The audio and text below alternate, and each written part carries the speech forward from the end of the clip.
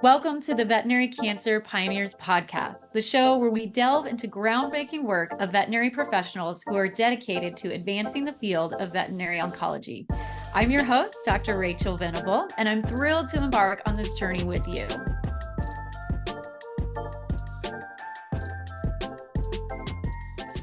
Today, I have the pleasure of introducing our distinguished guest, Dr. Greg Ogilvie. Dr. Ogilvie is a board-certified internist and oncologist and is a professor and the division director of veterinary oncology at the University of California, San Diego, Moores Cancer Center, and the director of Angel Care Cancer Center at California Veterinary Specialists. At the Angel Care Cancer Center in beautiful San Diego, Dr. Ogilvie cares for patients of all species and their families, teaches interns, residents, and veterinary students, and develops novel new compassionate cancer therapies. Dr. Ogilvie has authored and co-authored 4 books. Very impressive. He's a 5th generation Colorado native and an Ironman triathlete, also impressive, written over 200 scientific articles and chapters, as well as over 120 scientific abstracts and posters. Oh, wow. That definitely something to aspire to there. He has been awarded 2 international patents, over $10 million in research grants and endowments as a principal or co-investigator, and the recipient of many teaching, research, and clinical awards. Dr. Ogilvie has lectured in scores of countries to many thousands of students, veterinarians, physicians, and scientists about his love of the practice of veterinary medicine oncology. So without further ado, please join me in extending a warm welcome to Dr. Greg Ogilvie. Doctor, thank you so much for being here. Just reading your bio is quite inspirational. Seems a little boring to me, but that's okay. Well, that's so many impressive achievements and something to really aspire to. And so I guess before you got to where you are today, kind of how did you start? What even got you into veterinary medicine? Well, Dr. Rachel, that is going to be a kind of a brief story from a long period of time. I grew up in the mountains of Colorado, at the edge of Rocky Mountain National Park, and my parents would probably be arrested today if people now knew what they did then.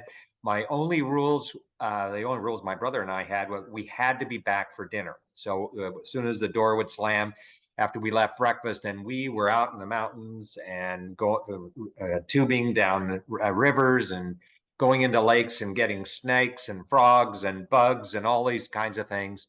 And it was there that I first began learning about animals and their precious relationship with us as well as nature. And Rod, who's my best friend and honestly a hero of mine, he was especially adept at being able to allow us to explore the world of animals and the animal kingdom. In fact, we used to build bear traps. We never actually caught one for quite a long time. And then our cousin from New Jersey came into the area, and he wanted to help us. So we said, okay. We built the bear trap, which is a bunch of logs that kind of form a box. And we said, hold this watermelon, we'll be back. So we went down to dinner, and my family said, well, where's Bart? And we said, well, he's in the bear trap. And they all looked at us like, what the heck are the kids doing this time? So they made us go get Bart. We set the bear trap, and that night we caught our first bear. So we're thankful it wasn't Bart that got the bear to come in. But the point is that we then asked ourselves, uh-oh, what now? Because then we had a captive bear, and we really had not thought this through. And then we began understanding our responsibility to that bear, that really, once we have this animal, we need to care for it. We need to ensure that it cares for its family. And so we then talked about that all night. And so that was my first realization that caring is the single most important thing we can do for the animals in our lives. So this didn't come, by the way, the bear broke through the bear trap, fortunately, so we didn't have to go up and get it. But in my life, animals were just a part of my family. My father was a wildlife biologist and worked for the Division of Wildlife. And so he took us out in these crazy Jeep rides, and we were always in the forests and finding animals. And my mother was actually a professional ski instructor. actually a very accomplished horseman or horse person. She actually was on the demonstration team of the United States Olympics women athletics team. So she had one rule for us is if we brought anything home that had four legs or slithered, we had to sleep with it. Okay, so Rod and I thought that was fine. So we were bringing home all these hawks and falcons and deer fawns and antelope fawns and bear cubs, and we would build places for them, and we would nurse them along if they were injured. And one of my favorite pictures is of my brother and I leading out this long train of baby animals that had imprinted on us. But what we learned was once again, the importance of caring for these animals, and that a responsibility to these animals was first and foremost. So this kind of led to the point to where I had one of my horses, a pregnant mare, and I was the only one left on the property, and it was clear that my mare was going to fall out, and she was in trouble. There was no doubt that she had strained for a very long period of time, and she was having a dystocia. So literally, I was about 6 years old at that time. I ran to the nearest veterinarian, which was several miles away. I didn't even pay attention a lot to closed doors, and I burst into the kitchen, and there was the veterinarian having breakfast with his family, and I said, my mare, my horse is having problems. You have to come now. Did that veterinarian ever stop? Did that veterinarian ever say, this is Sunday, this is my family? Not at all. He swooped me up, put me next to him in his truck, came out and delivered the foal, and then talked to me about the beauty of this animal, the beauty of animals in general, and our responsibility. And it was that moment, that single moment, that I knew that I wanted to be a veterinarian, and that I carried that throughout my entire career. So the bottom line is, it all began with catching snakes and reptiles of every kind, knowing the responsibility, and then having a veterinarian hold my hand as I was bouncing along to get to that mare. Wow, what an incredible story. I almost feel like your childhood sounds like it should be a story. You know what I mean? Like it should be maybe you should think about turning that into like a chapter novel for kids or something. Like that's really incredible. I can't imagine all the animals. Certainly sounds like quite the freedom you had. And just even that story with the veterinarian, how beautiful was that? That, like you said, that he just got up, didn't really ask a lot of questions like, hey son, why are you why yourself ran over here, but just took care of what needed to be taken care of, and then took the time to talk to you. And that really is beautiful, and that's wonderful that he did that. And I mean, it's clear how impactful that was for you. So I think that's important to remember. Sometimes we don't expect those moments, right? We don't really anticipate those opportunities, but you can really take little opportunities like that and just change someone's life. So that is just really beautiful. I love that story. Yeah, whenever I see a child looking up at me in the exam room, I always stop and talk to them. It's all because of that one interaction. So my first hero is obviously my brother. The second is that veterinarian, Dr. Wendell Hutchinson, and the third is are many other people.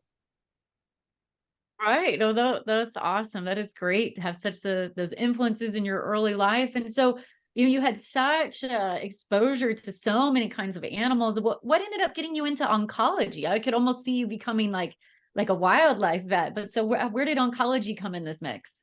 Well, I actually was a zoo veterinarian, and I was actually in wildlife medicine. I was at the was the in the development of the Colorado State University Wildlife Rehabilitation Program.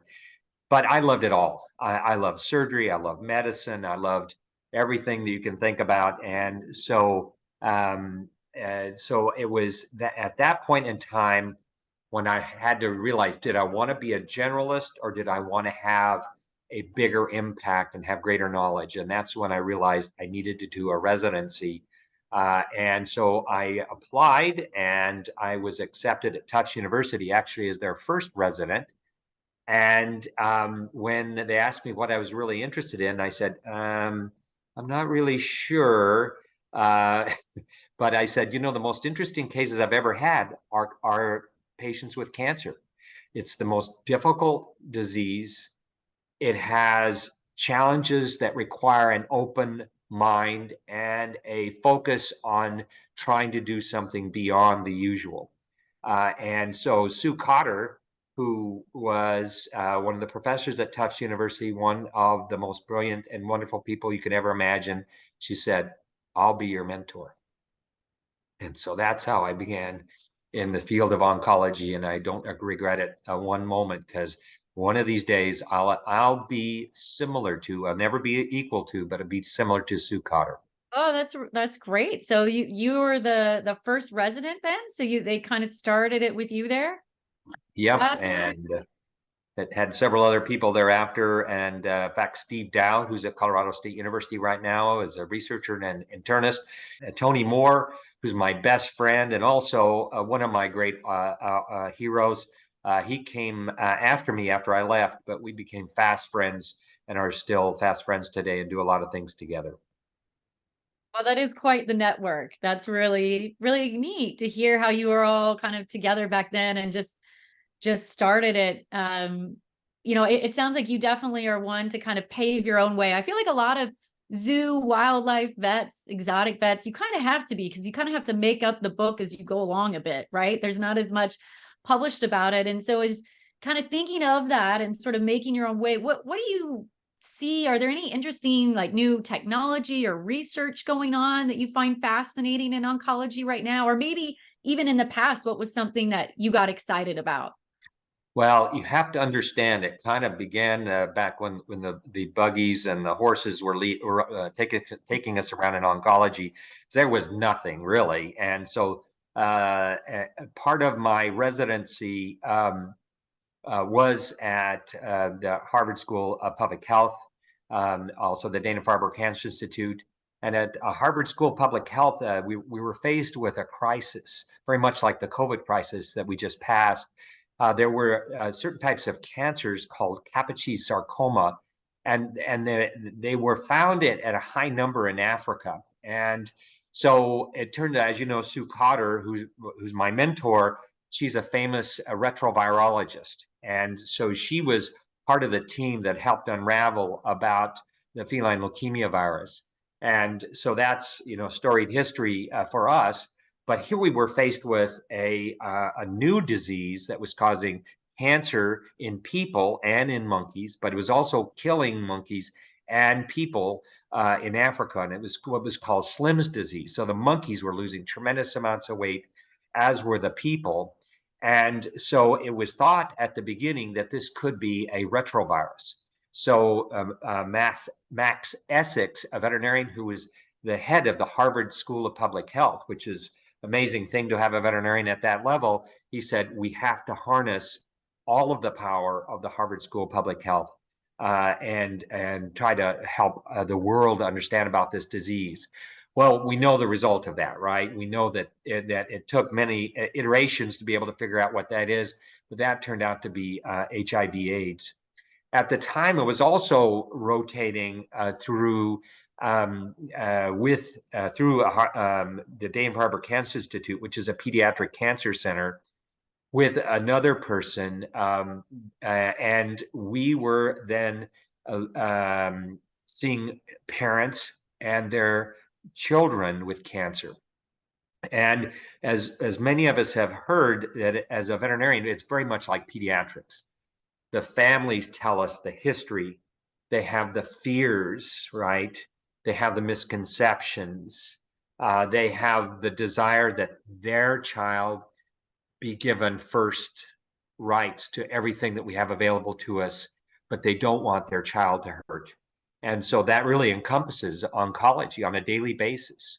And so it turns out that one of the children that we saw was this newborn baby, and the baby was not thriving. So MRI was done, and there was a mass in the brain. A biopsy was done, and it turns out it was a variant of hemangiosarcoma.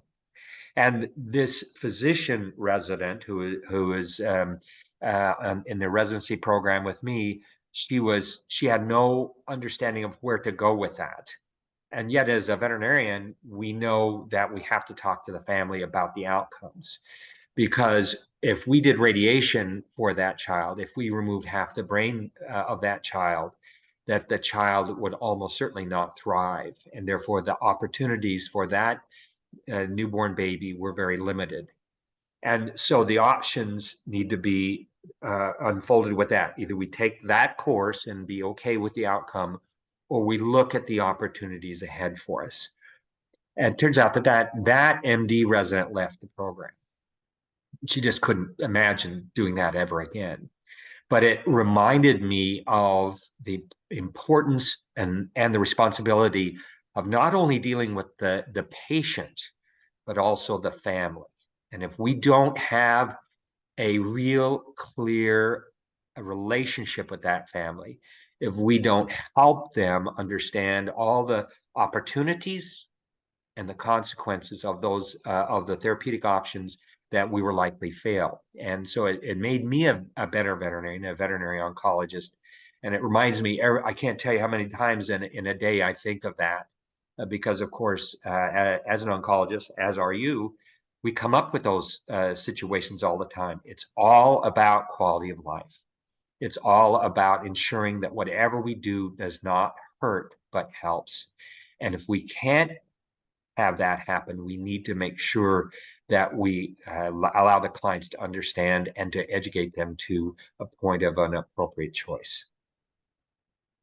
Oh yeah, what a tough situation. I mean, you're right. We often are kind of in a similar situation, but with animals, right? Often not newborns, at least. I mean, that's tough. I can imagine how that sticks with you.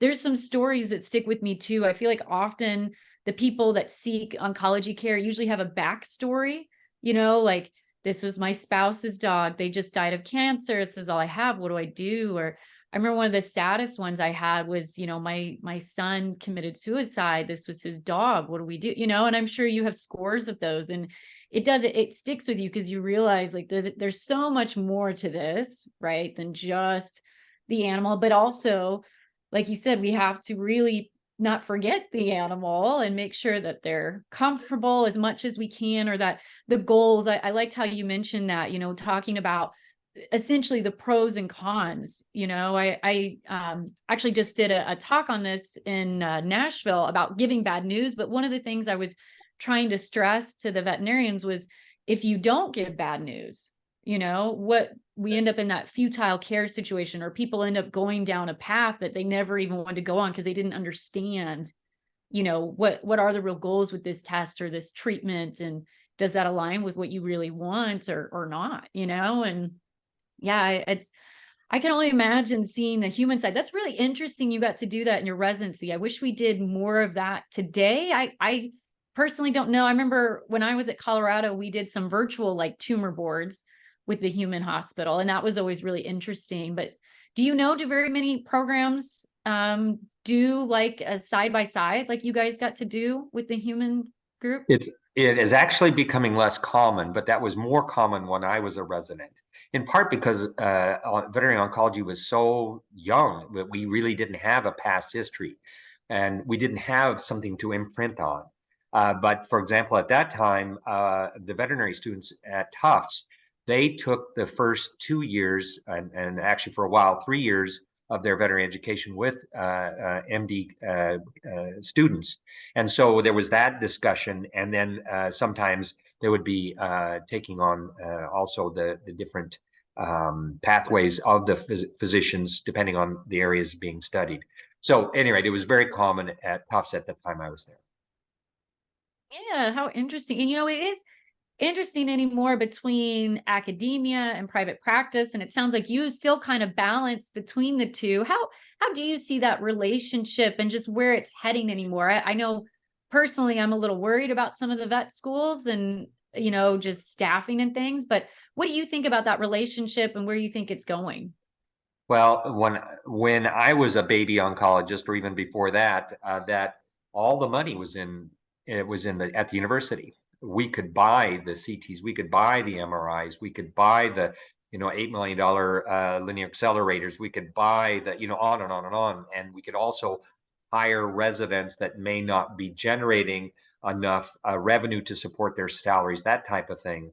But then there was an evolution as the technology became less expensive. We have, for example, in our Carlsbad Hospital, we have 3 hospitals.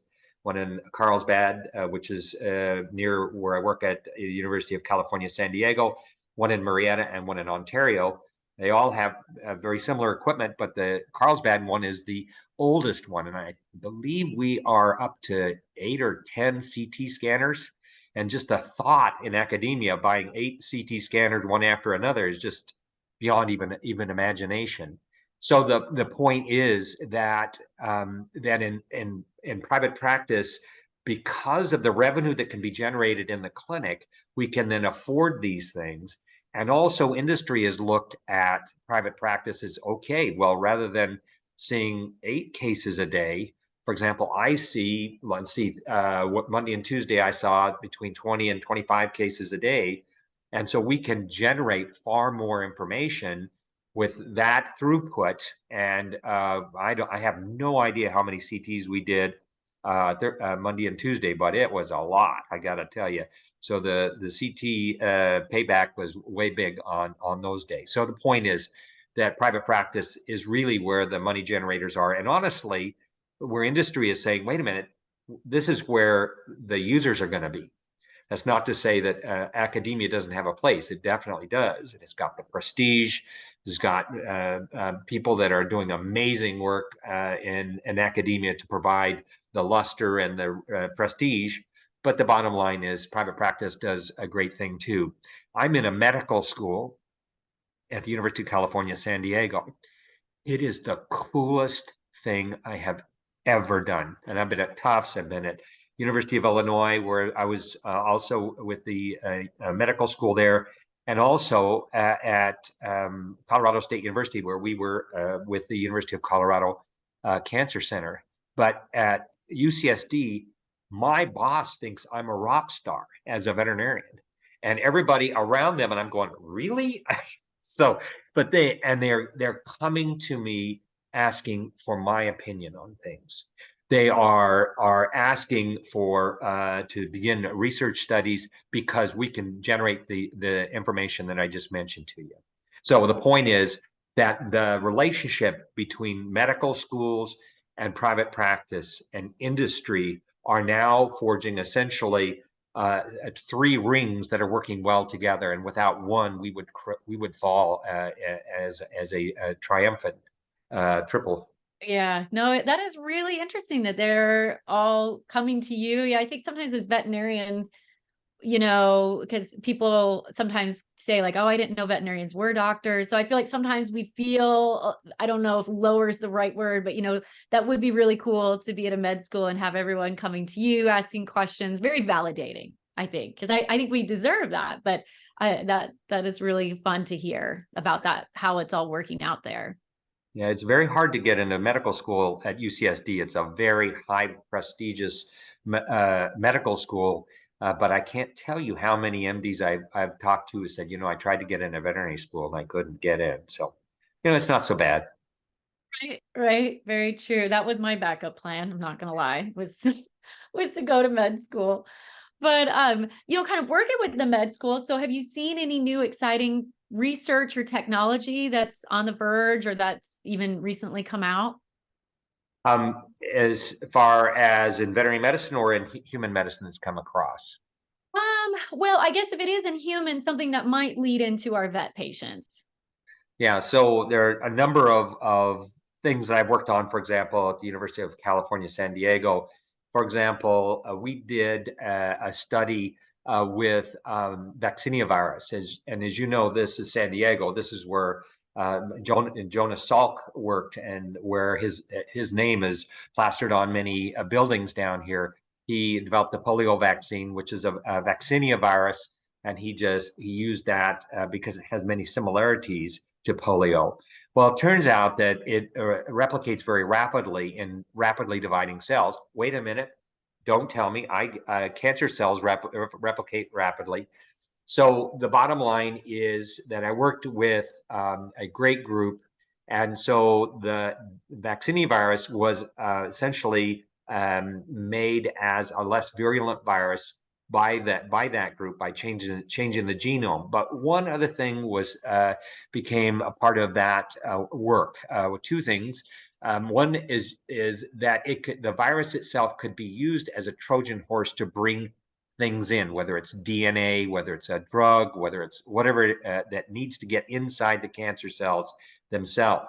The other thing is that, as you know, that many aquatic species, especially where it's dark, they fluoresce, and so they have luciferase in there, or at least they can make luciferase so that they can shine to attract fish, so they can eat the fish because they think they wanted to get the fish or the various different microorganisms to head their way so that they can eat them.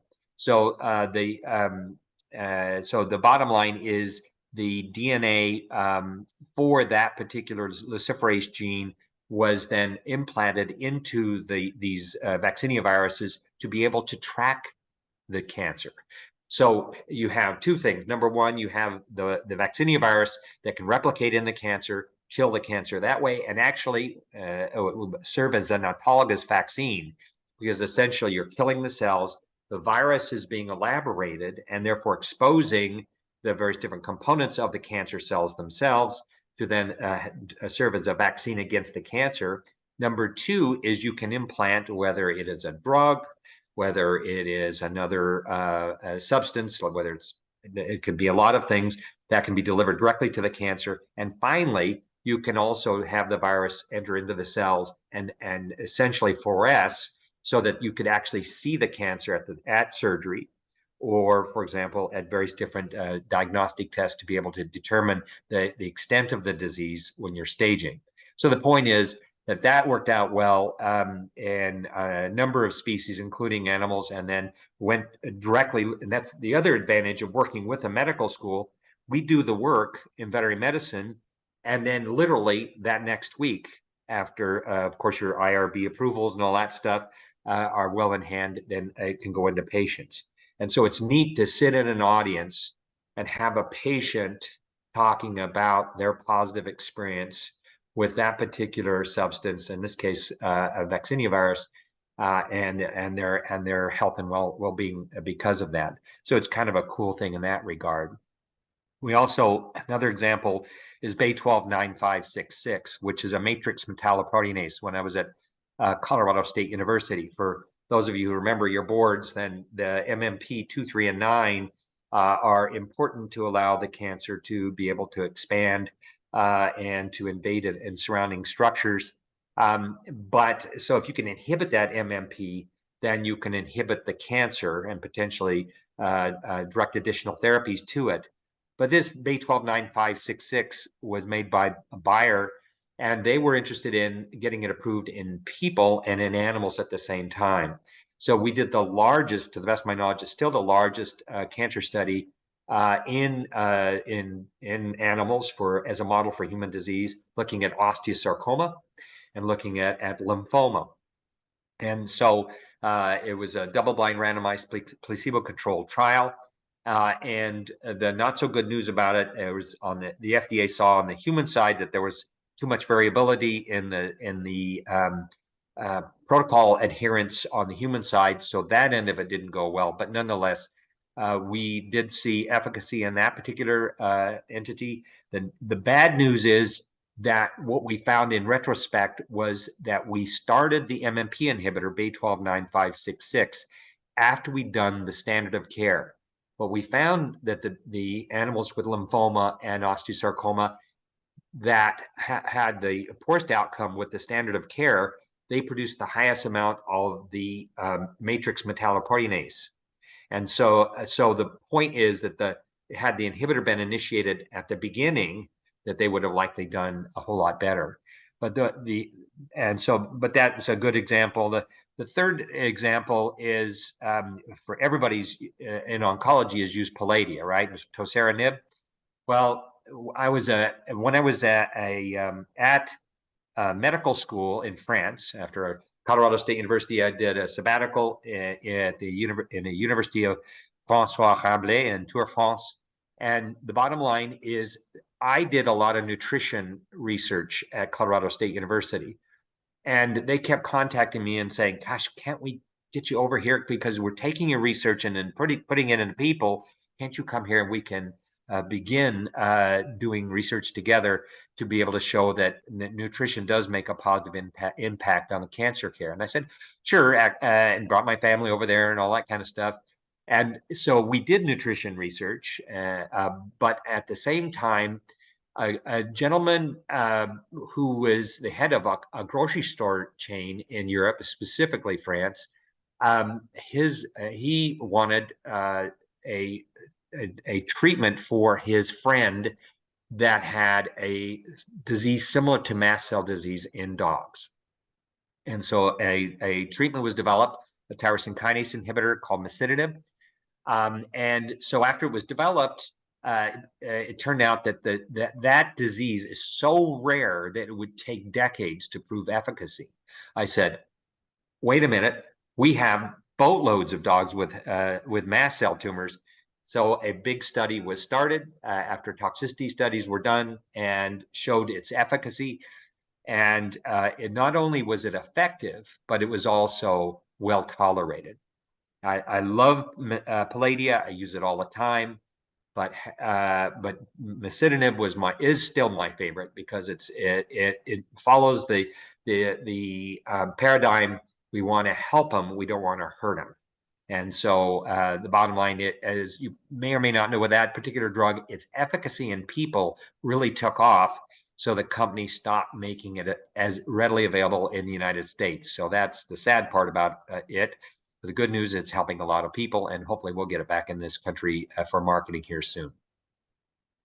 Oh yeah, that would be really interesting because I remember that drug when it came out. And you're right, the dogs that I had treated with it, I don't remember as many side effects as we see with Palladia. And that's a fun backstory. I'd never heard the backstory of kind of masitinib and the foundation of it. So that's really neat to hear, because I had heard that they were using it in people, but I didn't really know what for. So that's really interesting. Now, the drug that you mentioned that can be a vaccine plus almost like a diagnostic, like helping you so you could see it. How does that work? Like, does it glow? Like you said, it can help at surgery, or do you need like a tool so you can see it? Or I'm just trying to imagine. Yeah, just a fluorescent light. Yeah. Oh, just a fluorescent light is all you need? Yeah. Oh, wow. How cool. So do you think that where do you think that is in getting commercialized? Are we still quite a ways out, or I'm just curious. That one sounds I like things that glow. Yeah, it's interesting that I see quite a few publications about it from various different groups. Obviously, the virus itself cannot be patented, but there are modifications of the virus. So that's where everybody is developing different entities. So I still see a number of different abstracts and publications on various formats of that. And so we're just waiting. It's a little bit of a challenge because, as you may remember, there's one product that had a bacteria that became active in our patients, and so there's a little bit of hesitation with the USDA, et cetera, about that kind of thing. So once again, safety is everything. I hadn't thought about that side. I just got excited about how to use it. But yes, you're right. That makes sense. And I'm glad the government is cautious and that they're really looking for everything. So that is interesting. Definitely have to keep an eye out for that. And, we've talked about, the quality of life. And like you mentioned, masitinib, how it was nice because it wasn't quite as aggressive. How do you balance that when you're treating patients? We need to be a bit aggressive, right? I mean, I know we're not usually as aggressive as they are in people, but balancing that quality of life, how you do the treatments, how would you say that you do that? Yeah, first of all, I think I tell this to all my residents, all my interns, all my veterinary students, that first of all, you have to live with yourself. So you have to set your own boundaries. And you have to, first of all, educate yourself about the different treatments and the different treatment options, their benefits and their risks. It's easy for us to follow the shiny star and think, oh, it's going to help. It's going to help. but there's not a single thing out there that doesn't hurt to some degree and as well as help. So we need to, first of all, understand the downsides of our treatments, but then become masters of those things that we can control. When it's a chemotherapeutic agent, we always need to remember that compassionate care is the single most important thing of all of veterinary medicine. And that for our clients, as well as for ourselves, the first commandment is don't let them hurt. We need to make sure pain control is absolute paramount. And if you don't have your portfolio of analgesics all lined out in your head such that you can use that on a daily basis, stop, go back and figure that out. Second of all, the second commandment is like unto it, don't let them vomit. There's not a single thing we don't put in our bodies or our patients' bodies that can't cause tummy upset. And so have that worked out and understand that there are many different options to ensure that the tummy upset is not a problem. The third commandment is like unto it, and that is we can't let our patients starve. And that's interesting because it is the third commandment, which would seem like it's the least important, but it's not. It's actually, in our clients' eyes, I did nutrition research thanks to my best friend and actually my hero, Marty Fettman, who's an astronaut that went into space, as you know. And he and I started research on nutrition and cancer, so it's imprinted on the internet, which we are the internet, as you know. And so my clients find me on the internet, and they line up out the door. They want to know, what do they feed their dog or cat or hamster or whatever with cancer. And so we need, whether you have a background in that or you don't, you need to develop the answer or the references or the referrals to be able to help people with that. My mother is no longer with us, but she was an intuitive healer. And for a lot of people, they go, oh, that's going into the stars and spangles right there. But she had people around her that were integrative therapists, and yet she was solidly ensconced in science as well. My father being a wildlife biologist, he was a solid science guy. So I tend to be open for whatever works. It doesn't matter to me. Geez Louise, we use vincristine and vinblastine. They're from the vinca alkaloid. Come on, doxorubicin from bacteria in the soil. It's not that hard. Asparagine, it's all in our bodies. So we're just scientific, complementary and alternative medicine practitioners, really. But the point is that we need to be able to guide people to the right answers and to be able to help them find that and not be an obstacle. In martial arts, you can either stand there and take the punch, which is not advisable, or you can let that punch slide off to the side and then redirect it so that no one gets hurt. No, it's true. I've got a couple questions for you. One, do you do martial arts? To a certain extent, but as a triathlete, it's like being in martial arts event for a very long distance. So yeah. That's great. I actually did a little in college. I did Hapkido, which is the Korean one nobody knows, but that was the one I did in the small college town I went to. But my other more important question is, what do you think on nutrition? There's so many opinions. Gosh, we know all our pet owners find all kinds of things online. What do you like to kind of guide? I mean, I'm not asking you to, go over a full lecture, Sure. but just sort of what highlights do you think are important? Okay, so I always tell people that the most important thing, it's better to eat the worst thing in the world than nothing at all. So if your dog will only eat whatever, grandma's ice cream, God bless them, let them eat grandma's ice cream. But if they'll eat grandma's ice cream, they'll probably eat something else.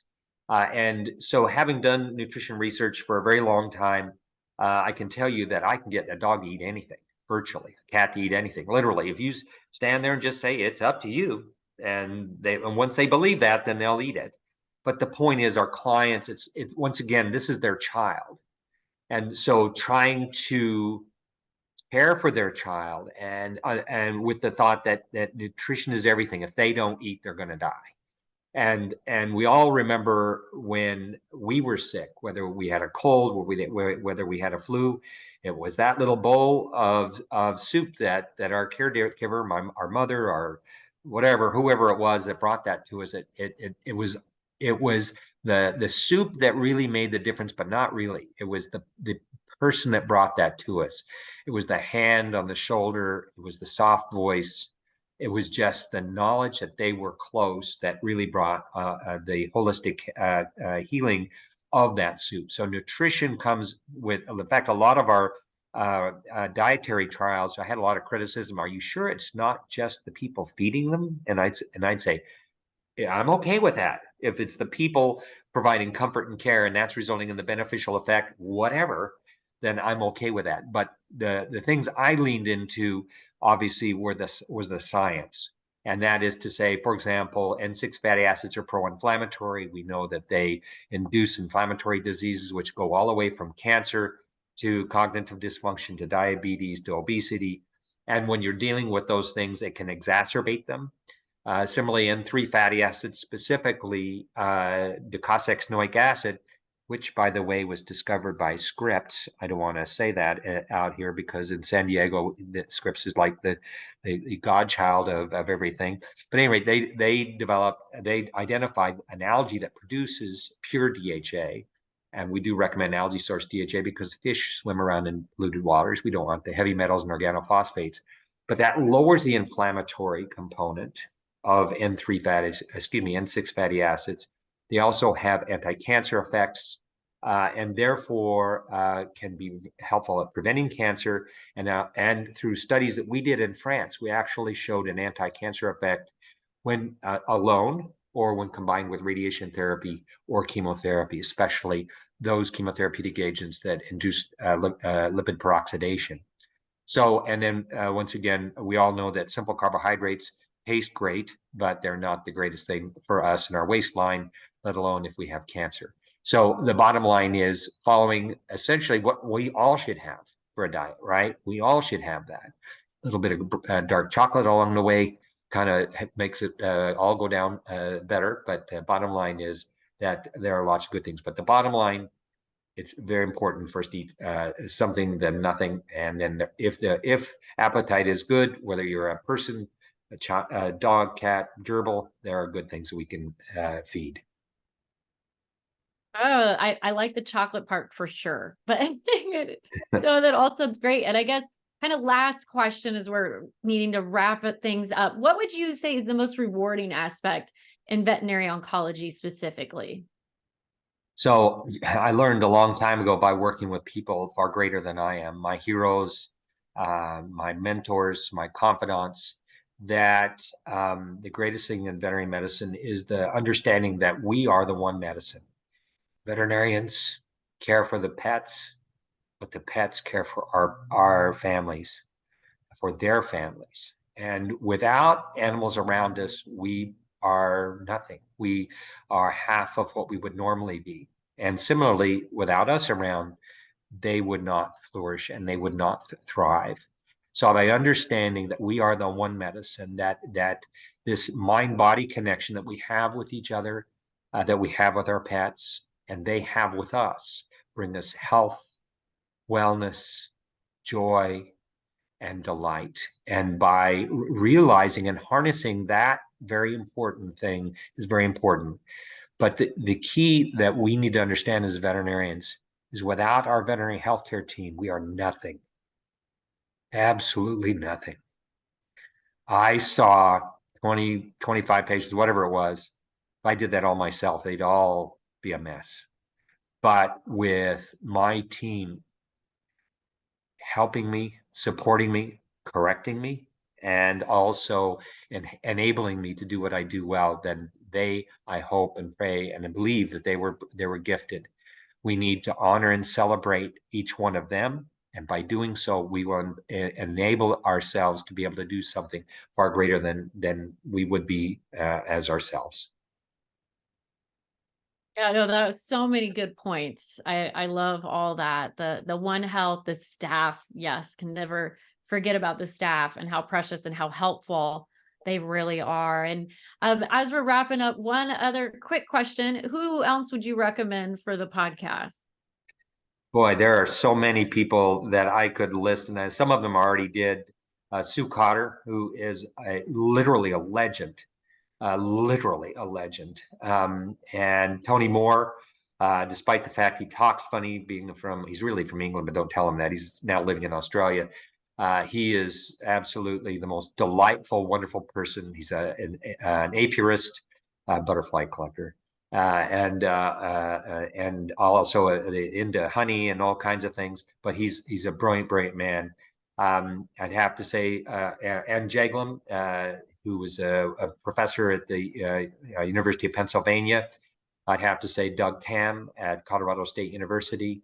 I have to say Phil Bergman, who's one of my residents. David Bale at the University of Wisconsin, who's one of my residents. Mary Kay Klein, who's one of my residents, who's down in Arizona. I mean, I could go on, but the bottom line, these are all giants that tower above me, that I love to run around in the sunshine between their legs, but they are wonderful people. So many giants that you've worked with and trained. That's so impressive. And it's just this whole talk has just been wonderful. And thank you so much. So inspiring. And I learned so much just about some of the history and, different products and things that are coming out in the studies. So I really appreciate it. Thank you so much for being on our podcast today. Well, that's it for this episode of the Veterinary Cancer Pioneers Podcast. If you enjoyed this episode and gained valuable insight, we would be so grateful if you could mention our podcast to your friends and colleagues. The Veterinary Cancer Pioneers Podcast is presented to you by ImpriMed.